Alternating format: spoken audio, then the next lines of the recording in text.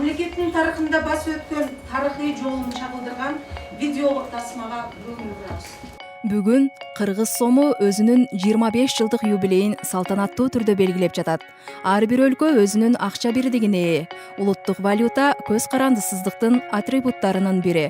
1993 жылы Кыргызстандын өкмөтү улуттук валютаны киргизүүнү сунуштаган. Аны Жогорку Кеңеш колдоого алып, натыйжада ошол жылы 10 майдан тартып, Кыргызстан өзүнүн валютасы кыргыз сомун киргизген. Ошентип 1993 жылдын 14 майынан тартып, сом Кыргыз Республикасынын аймагында жалгыз мыйзамдуу төлөө каражаты болуп калган. Ошол убактагы инфляция 2000%-дан ашык болгон инфляция ошол токтогонго баягы өзүнүн салымын кошту да. Андан тышкары 1995 жылы ошол инфляция 32,1%га чейин төмөндөгөн. Бүгүнкү күндө инфляция 3%-тын тегерегинде катталууда да.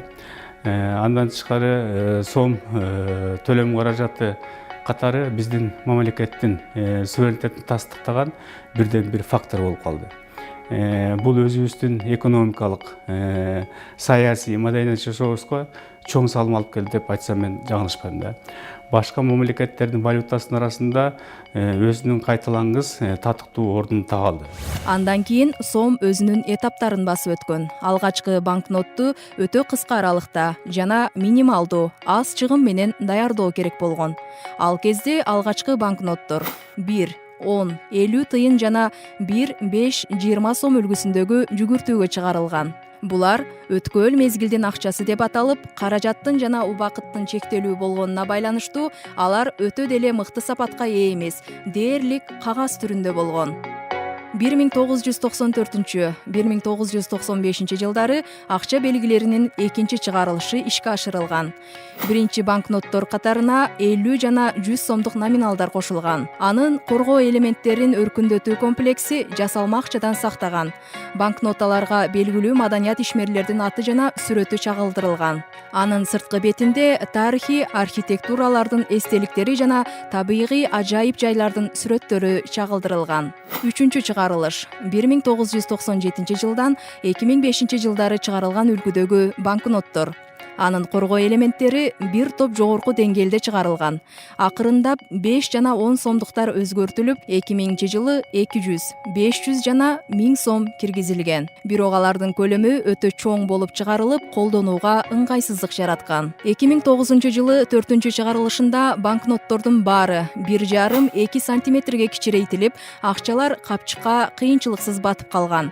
Ушул эле жылы эң жогорку номиналдуу 5000 сомдук банкнот чыгарылган.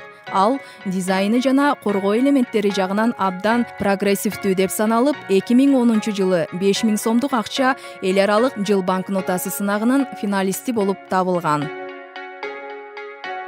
Ал эми 1000 сом эксперттер баасына ылайык АКШнын $50, Россиянын 1000 рублина салыштырмалуу сапаты боюнча экинчи орунду ээлеген. Акыркы чыгарылган сомдун кармап көргөндөгү сапаты микробасма категориялары боюнча мыкты деп таанылды. Кошумчалай кетсек, 2008 жылдан болоттон жасалган 1, 3, 5, 10 монеталары чыгарылган. Ал эми быйыл 2018 жылы 2000 сом жүгүртүүгө чыгарылып, КМШ өлкөлөрүнүн ичинде эң мыкты банкноты сынагын жеңүүчүсү катары аныкталды.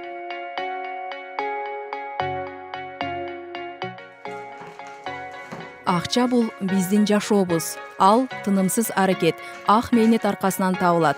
Албетте, акчаны жакшы көрбөгөн инсан кездешпесе керек.